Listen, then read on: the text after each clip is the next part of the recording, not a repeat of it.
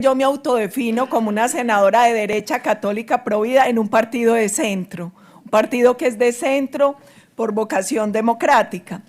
Y yo no sé si el problema de la izquierda y la derecha en América Latina es el tema de mantenernos en el medioevo o de pronto que hemos sido incapaces de darle un contenido real y filosófico a lo que representa ser de izquierda y derecha. Y cuando hablamos de esto, que es algo que tiene que ver con unos principios básicos, nos dejamos llevar por el populismo y el autoritarismo, que es una lógica política y que por lo tanto puede ser de izquierda, de centro, de derecha.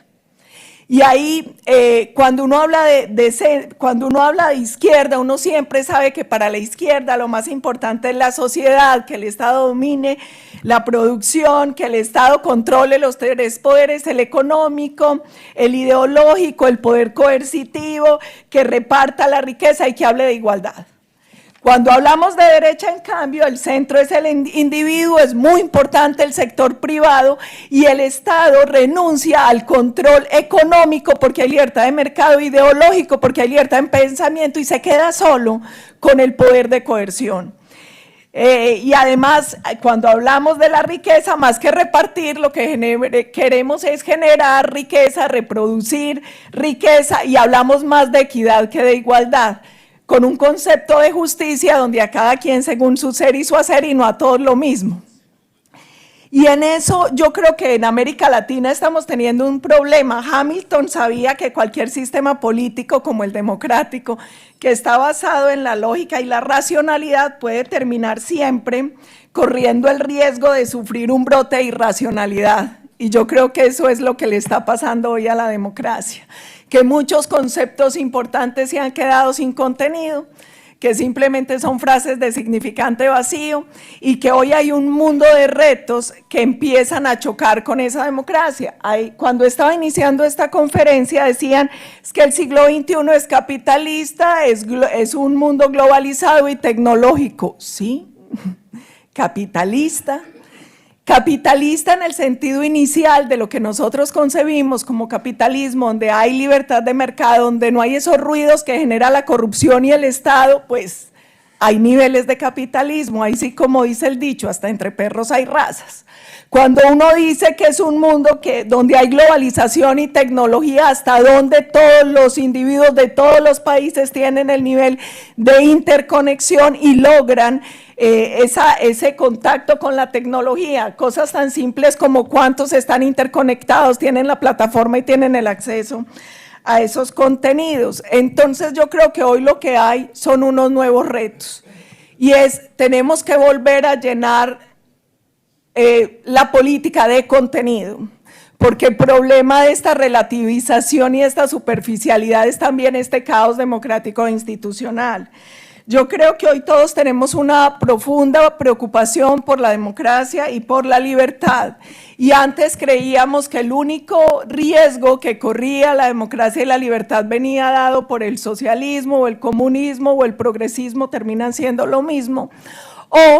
Y hoy nos encontramos con que el populismo y el autoritarismo, que son lógicas políticas, están poniendo en jaque a las democracias y que adicionalmente la manipulación del cerebro está poniendo en jaque a la democracia. Y es que nunca antes nosotros habíamos enfrentado sociedades con estos niveles de conocimiento de biotecnología, de biológicos, de data y de informática que permiten hackear los cerebros. Y así como los hackean para mantenerlos en una red, para ponerlos a consumir X o Y cosa, o para pensar de cierta manera, pues lo hackea para llevarlo a la urna. Y yo creo que hoy poco o nada estamos hablando de ese tema. Y es cómo esta gran revolución tecnológica y del conocimiento del cerebro, pues también está hackeando al ciudadano para llevarlo a votar. Y yo vengo de un país, Colombia,